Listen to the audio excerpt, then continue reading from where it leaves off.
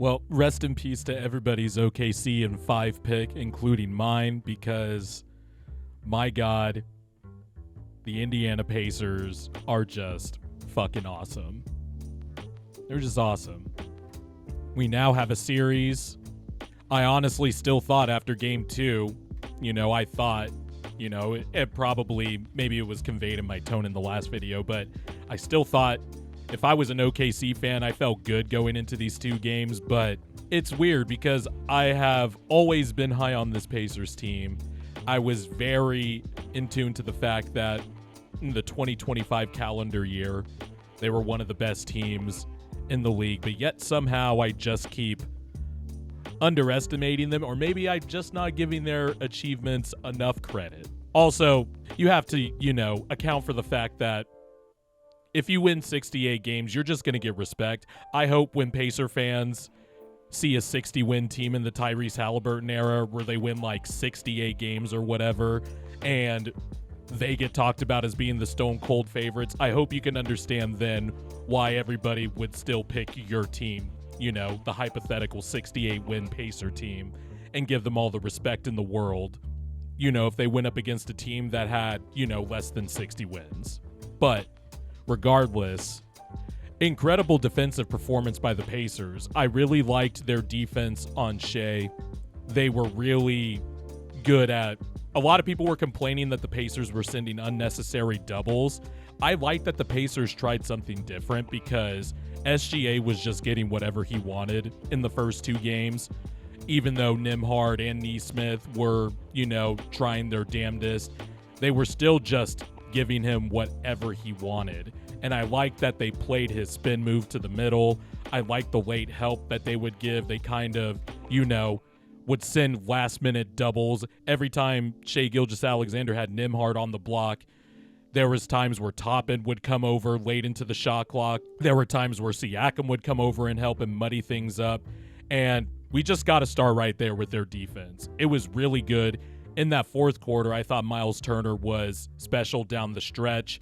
He was letting Chet Holmgren take his lunch in the first quarter. I thought every time Chet got the ball and saw Miles Turner on him, he saw food and went to work. But Chet only had 7 points for the rest of the game.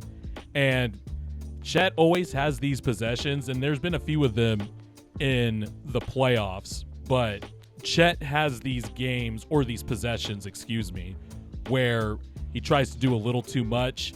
And that handle, I get that he can handle really well for a big, but that handle isn't tight enough for me for him to just keep dribbling around in the half court and then turning the ball over. And then Miles Turner finally decided to stop letting Chet bump him when he would give that initial bump on a drive. And Miles Turner was like, oh, wait, I'm 30 pounds bigger than you. I can stand my ground. And had a crucial block. And then on the offensive rebound, Chet tried to go back up and Miles Turner stripped him and it went out of bounds. It was just great defense all around. And then, man, obviously being on Twitter, you follow a lot of your favorite teams, beat writers and all that other stuff. And obviously I follow a lot of Sixers people. And man, the timeline was so happy, including myself, that TJ McConnell on the national stage in the NBA Finals, everybody got to see just how good TJ McConnell is at perfecting that backcourt steal, when after they make a basket, you kind of catch the inbounding team slipping a little bit. That's a play you kind of take for granted, the simple inbound pass, and TJ just pounces. And then he had an incredible one, probably the best one I have ever seen TJ do. Maybe Pacers fans can correct me if I'm wrong, but I feel like I've watched a good amount of Pacers, and I've definitely seen the TJ backcourt steal. I was a little mad for a minute there that Jose Alvarado was getting the rep of being the best at that, but going back all the way to TJ's days as a process Sixer, he has always been good at that and is still the god at that, still the best at it, maybe the best to ever do it. But that third one where he jumped up, caught the ball from Caruso, and then went right back up for the layup, that's just incredible stuff. The bench for the Pacers tonight also gave them a lift. I'm glad Ben Mathurin had the game that he had because, I don't know, it felt like the media and social media, basketball internet, they don't like guards like Ben Mathurin, especially when his skill set contrasts with, the nerds love players like Halliburton, guys that are pass first, the ball movement pops and all that stuff. And it kind of stops with Mathurin a little bit. He's a little confident. He likes to take one or two dribbles, get into his move. If there's one thing Mathurin has been always good at since his rookie year, that's drawing fouls. I don't know how he's done it, but he's big, he can spin, he can bounce off you, and he can draw contact. But you could tell the media is starting to do the turn on Mathurin because he is the exact type of player that those guys who view the game through their one monocle and they're like, I like higher form of basketball. They don't like Mathurin. But Mathurin was hitting his jump shot tonight. He was hitting threes tonight, taking advantage of Jalen Williams, drawing fouls.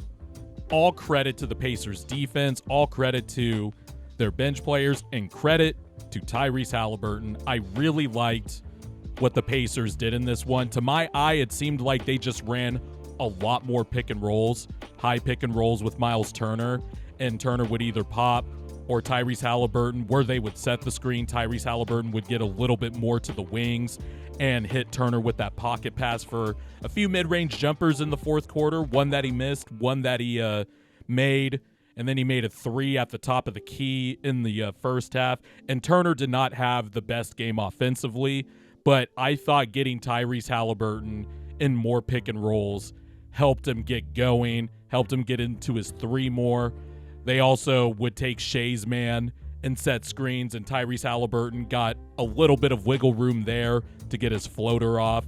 And, I'm going to go to bat for the quote-unquote step-it-up guys here for a second because I know their sports radio talky jargon can be annoying and a little, generalization, stuff like that. But I think for me, the people who wanted Halliburton to quote-unquote be more aggressive, we know the type of player Tyrese Halliburton is. He's not going to be someone who takes 20 shots a game like Gilgeous-Alexander. No one's asking for that.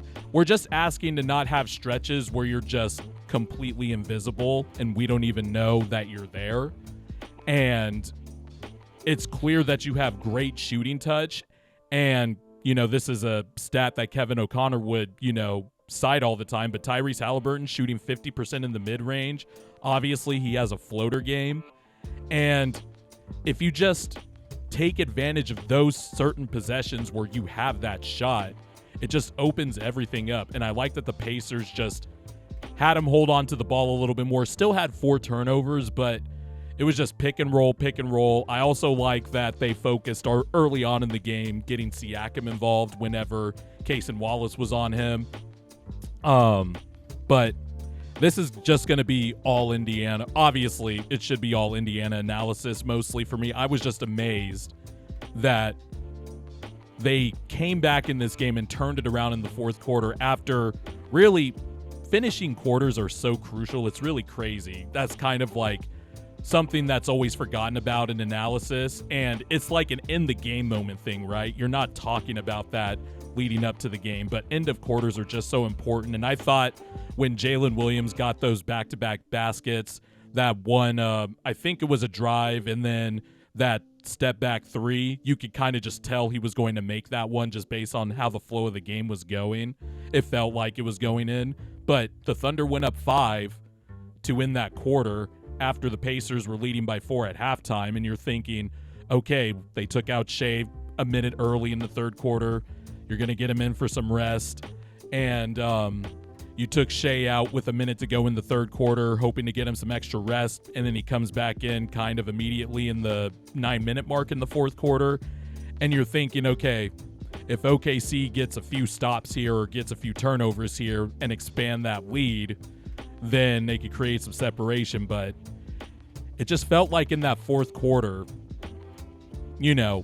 another thing I was wrong about when talking about this series is that the Pacers love to play at this pace, but so do the Thunder.